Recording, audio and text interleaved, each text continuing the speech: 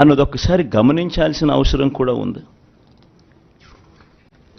ఈ డాక్యుమెంట్ బహుశా మీ అందరికీ కూడా చూసే ఉంటారు. ఎందుకనంటే ఈ డాక్యుమెంటు ముఖ్యమైన అంశాలు అని అంటూ 2014లో సాక్షాత్తు ఇదే ముగ్గురు, ఇప్పుడున్న ముగ్గురే కూటమిగా ఏర్పడి ముగ్గురు ఫోటోలు పెట్టి కింద చంద్రబాబు నాయుడు గారి సంతకం కూడా కనిపిస్తుంది. ముఖ్యమైన అంశాలు అని అంటూ ఈ పాంఫ్లెట్ 2014 ఎన్నికలకు ముందు ప్రతి ఇంటికి పంపించారు. ఈ పాంఫ్లెట్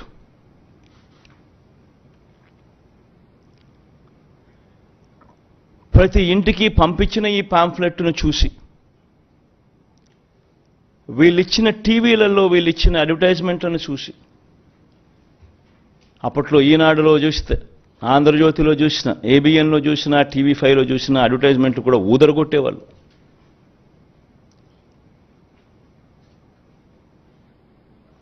ఒక చెయ్యి ఒక తల్లి చేతిలో, ఒక తల్లి మెడలో మంగళసూత్రం ఒక చెయ్యి లాగేస్తూ ఉంటుంది, వెంటనే ఇంకొక చెయ్యి వచ్చి అడ్డుకుంటుంది. బాబు వస్తున్నాడు, బ్యాంకుల్లో పెట్టిన బంగారం ఇంటికి వస్తుంది అని అడ్వర్టైజ్మెంట్. ముఖ్యమైన హామీలు అని అంటూ ఏకంగా చంద్రబాబు నాయుడు గారు సంతకం పెట్టి ఇదే ముగ్గురు ఫోటోలు ముద్రించి ఇదే కూటమిగా 2014లో ముఖ్యమైన హామీలు అని అంటూ వీళ్ళు చెప్పిన మాటలు, వీళ్ళు చెప్పిన హామీలు ఏ మాదిరిగా ప్రజలు నమ్మి వీళ్ళకు ఓటు వేసినందుకు వాళ్ళ బ్రతుకులు ఏ రకంగా అతలాకుతలమైనాయి అన్నది కూడా ప్రతి ఒక్కరూ నాగరిక ప్రపంచంలో గమనించాల్సిన అంశం. ఎందుకనంటే ఒక రాజకీయ నాయకుడు ఒక రాజకీయ పార్టీని నమ్మి ప్రజలు ఓట్లేస్తారు. వాళ్ళు చెప్పే ఈ మేనిఫెస్టోను చూసి ప్రజలు ఓట్లేస్తారు. వేసిన తర్వాత అది ఇంప్లిమెంట్ కాకపోతే వాళ్ళ బ్రతుకులు ఏమవుతాయని కనీసపు ఆలోచనలు కూడా లేకుండా రాజకీయాలు చేయడం మొదలు పెడితే బ్రతుకులు ఎలా ఉంటాయి? ఇందులో చెప్పిన ముఖ్యమైన అంశాలు, రైతుల రుణమాఫీపై మొదటి సంతకం చేస్తానన్నారు. మరి 87,612 కోట్ల రూపాయలు రుణమాఫీ అయిందా?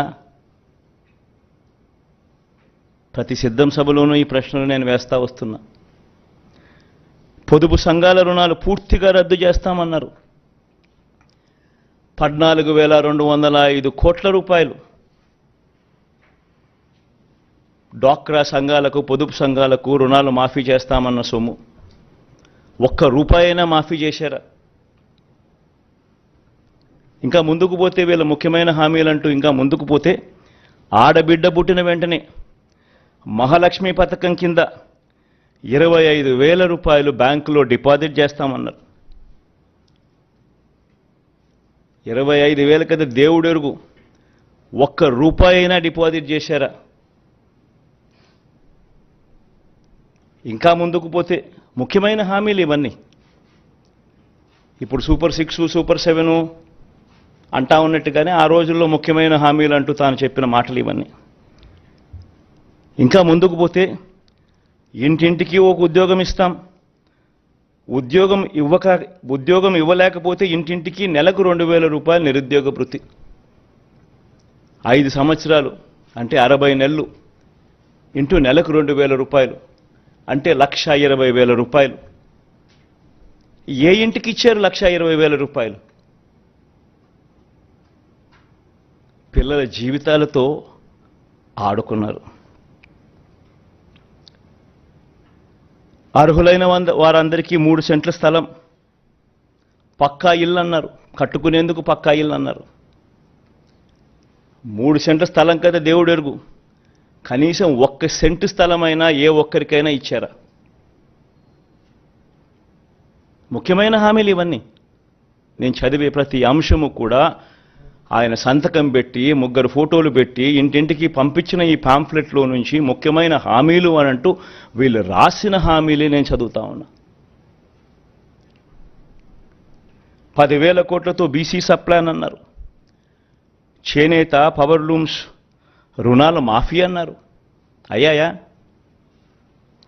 ఉమెన్ ప్రొటెక్షన్ ఫోర్స్ ఏర్పాటు చేస్తామన్నారు. చేశారా? సింగపూర్కు మించి అభివృద్ధి చేస్తామన్నారు. జరిగిందా? ప్రతి నగరంలోనూ హైటెక్ సిటీ నిర్మిస్తామన్నారు. విజయవాడలో కనిపించడం లేదు.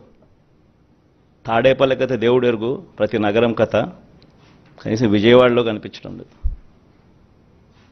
ప్రతి నగరం అన్నారు. నేను చెప్పేది ఒకటి, ప్రజలు మిమ్మల్ని నమ్మి మీకు ఓట్లు వేస్తే ముఖ్యమైన హామీలు అని అంటూ మీరు చెప్పిన వీటి పరిస్థితుల్లో కనీసం ఇందులో ఒక్కటంటే ఒక్క హామీ అయినా నెరవేర్చారా? పోనీ ప్రత్యేక హోదా అయినా తెచ్చారా? దాన్ని అమ్మేశారు.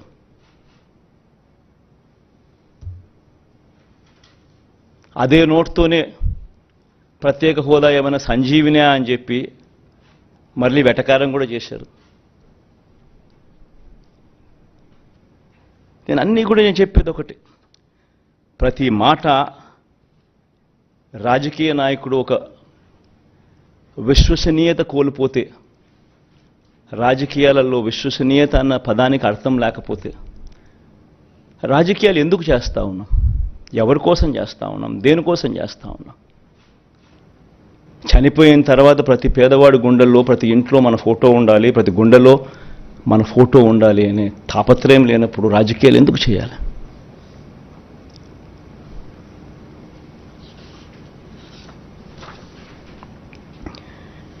₹87,612 కోట్ల రుణాలు మాఫీ చేస్తానని చెప్పిన పెద్ద మనిషి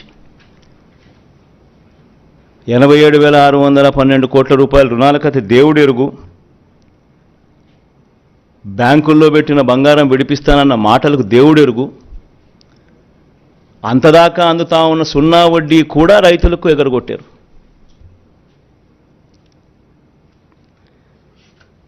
పొదుపు సంఘాల రుణాలు ₹14,205 కోట్ల మాఫీ చేస్తామన్న మాటలు,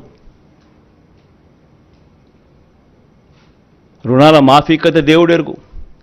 అక్టోబర్ 2016 నుంచి అప్పటిదాకా అందుతా ఉన్న సున్నా వడ్డీని సైతం రద్దు చేశారు, అది ఎగరగొట్టారు. పొదుపు సంఘాల పరిస్థితి ఏమిటి అని అంటే ఓవర్ డ్యూసు, ఎన్పిఏలు 18% పైచిలుకు వెళ్ళిపోయింది. ఏ గ్రేడు, బి గ్రేడ్ సంఘాలన్నీ సి గ్రేడు, డి గ్రేడ్ సంఘాలుగా మారిపోయాయి. అక్క చెల్లెమ్మలు రోడ్డు మీదకి వచ్చారు, రోడ్డున పడ్డారు. నిరుద్యోగులకు ₹2,000 నిరుద్యోగ భృతి అన్నారు, ఉద్యోగం ఇవ్వలేకపోతే. ఎవరికి ఇచ్చారు? పోనీ గవర్నమెంట్ ఉద్యోగాలు ఎన్ని ఇచ్చారు అని చూస్తే ఆ మొత్తం 2014 నుంచి 19 పీరియడ్లో ఇచ్చింది కేవలం 32,000 ఉద్యోగాలు. అదే ఈ 58 నెలల కాలంలో మనం ఇచ్చిన ఉద్యోగాలు ఏకంగా 2,31,000 ఉద్యోగాలు. ప్రతి సచివాలయంలో కనిపిస్తారు పిల్లలు, ప్రతి గవర్నమెంట్ హాస్పిటల్లో కనిపిస్తారు డాక్టర్లు, నర్సులు, స్టాఫ్, పారామెడిక్స్.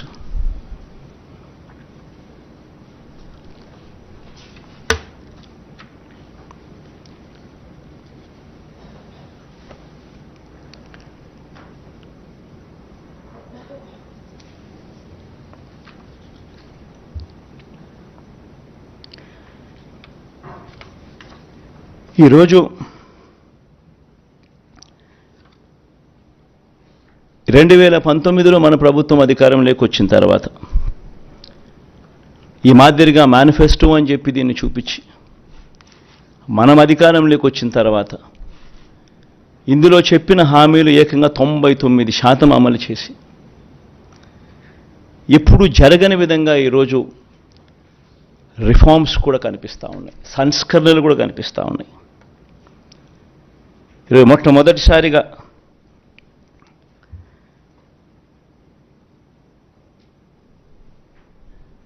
వాలంటీర్లు, గ్రామ సచివాలయాలు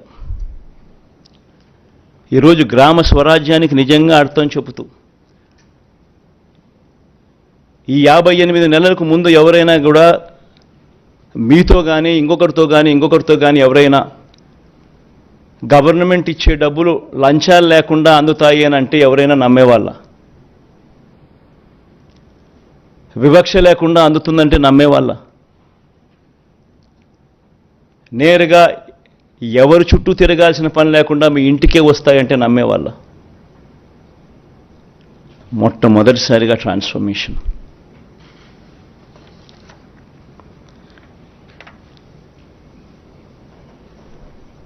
మొట్టమొదటిసారిగా సామాజిక న్యాయానికి అర్థం చెబుతూ నా నా నా నా అని పిలుచుకుంటూ నా ఎస్సీలు, నా ఎస్టీలు, నా బీసీలు, నా మైనారిటీలను పిలుచుకుంటూ మొట్టమొదటిసారిగా సామాజిక న్యాయం కనపడేట్లుగా ఈరోజు డిస్ప్లే అవుతూ ఉంది. 68% మంత్రి పదవులు ఈరోజు ఎస్సీ, నా ఎస్టీ, నా బీసీ, నా మైనారిటీ వర్గాలే. 5 మంది డిప్యూటీ సీఎంలలో 4 డిప్యూటీ సీఎంలు నేను నా నా నా నా అని పిలుచుకునే ఈ వర్గాలే. ఏకంగా చట్టం చేసి 50% రిజర్వేషన్లు అమలయ్యేట్టుగా చేసిన పరిస్థితులు కూడా ఈ 58 నెలల కాలంలోనే. పదవులైతేనేమి, నామినేషన్ మీద ఇచ్చే వర్కులు అయితేనేమి. మొట్టమొదటిసారిగా 175 అసెంబ్లీ స్థానాలుంటే, 25 ఎంపీ స్థానాలుంటే, ఉన్న 200 స్థానాలకు గాను మొట్టమొదటిసారిగా ఏకంగా 50%, అంటే 100 స్థానాలు నా ఎస్సీ, నా ఎస్టీ, నా బీసీ, నా మైనారిటీ వర్గాలకు ఇచ్చిన చరిత్ర ఈ ఆంధ్ర రాష్ట్రంలో ఎప్పుడైనా జరిగిందా? ఇప్పుడు దేశంలో ఎక్కడైనా జరిగిందా? ఎవరైనా ఏ రాజకీయ పార్టీ అయినా ఇచ్చిందా? 50%. సామాజిక న్యాయం అన్నదానికి ఒక అర్థం చెబుతూ మాటల్లో కాదు చేతల్లో చూపించిన పాలన కూడా ఇక్కడే జరిగింది.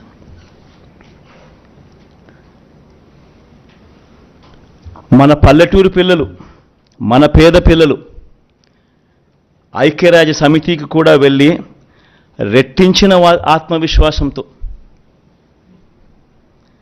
ఇంగ్లీష్లో అనర్గళంగా మాట్లాడగలిగే పరిస్థితి ఈరోజు మనం అందరం చూస్తూ ఉన్నాం. ఫస్ట్ క్లాస్లో ఐబీతో మొదలవుతుంది.